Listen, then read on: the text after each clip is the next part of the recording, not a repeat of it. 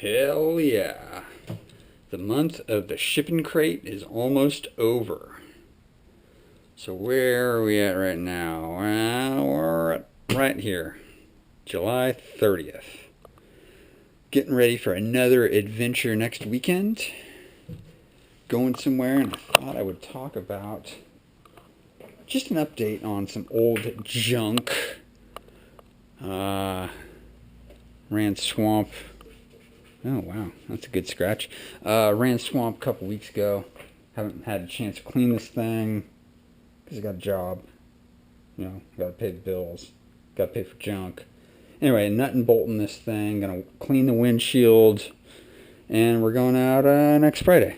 But what I wanted to do was, well, first thing I want to do. Note, this thing has not been off in 3 weeks. Keep her running, keep her going.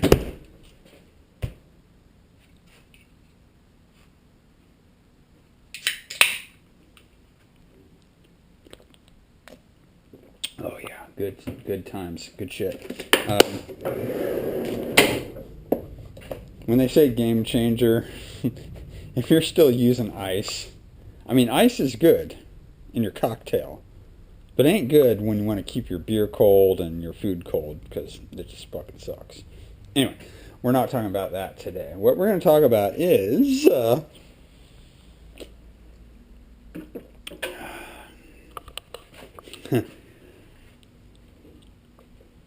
OVS, Overland Vehicle Systems, Chinesium-made drawer. And why I want to talk about this is because I got this thing about a little over 2 years ago. And don't get me wrong, I mean, fantastic for a little pile of shit like this, how you can just modularize. You can fit all your shit, which is great. But what's not so great is the Chinesium aspect of it. And I'm pretty sure there's multiple companies that sell this exact Chinesium drawer that's made in the exact Chinesium factory by the same tortured little baby workers, and it's all the same shit. There's multiple companies other than this one that that sell this exact drawer under their name, and I've seen them on the YouTubes. I've seen them several places. If you do your research, look how this thing is built, look at the other ones, they're identical. And as much as this thing has helped me out, and it's awesome as far as having a drawer in your Jeep TJ because you have no room, it really helps out. You know, the only modification I made my own cutting board because the plastic Monkey AIDS board that came with it was just gross. So I made my own one, and I think it's cool, whatever. But as far as this thing goes, I mean, I've gone to Utah, gone to Nevada several times, run the Rubicon, swamp several times, Deer Valley, what else? Bunch of trails, Barrett, bunch of trails with this thing in the back. And it wasn't like this before. It wasn't like this when I installed the thing. This thing is just a rattle bucket floppy pile of shit now.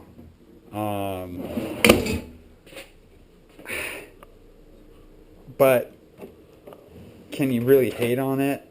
Well, yeah, I can, because this shit was made in China. Oh, $200 share. This shit was made in China.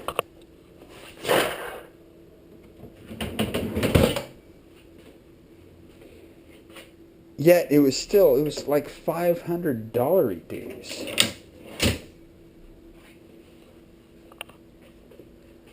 Now,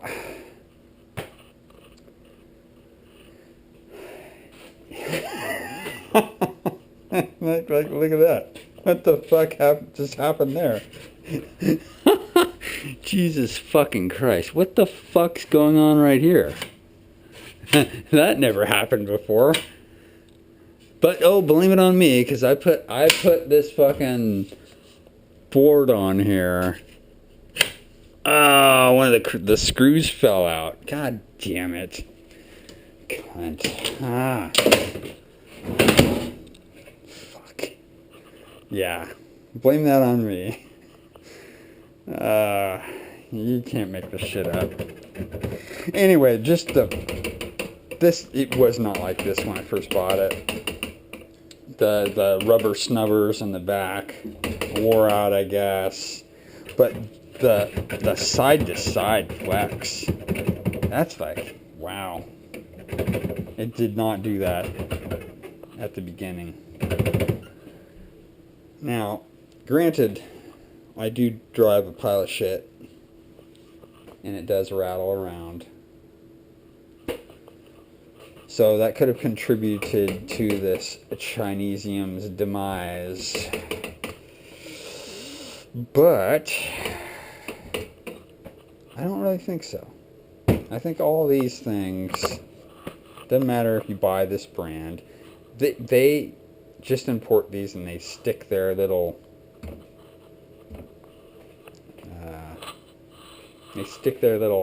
laser cut fucking thing on there, rivet that fucker on there, and call it their own.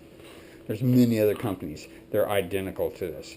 Look on YouTube's there's a lot of Australian YouTube channels that review boxes like this, and they look identical to this one. How the metal is like this latch, how the rollers are. If I pulled this out, you'd see like how all this shit is. It's identical. They're all made in the same place. Many different companies. All I can say is buyer beware. If you're buying... But then again, I don't know of any company that makes something like this, say in the USA, or Germany, or somewhere where you'd actually want to buy something like this that would be quality.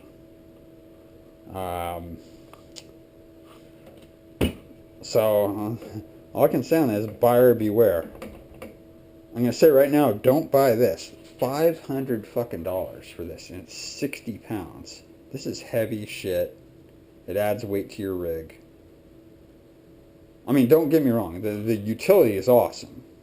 It's great having a drawer system. I will give up some weight for that, but there's got to be better options out there. There has to be.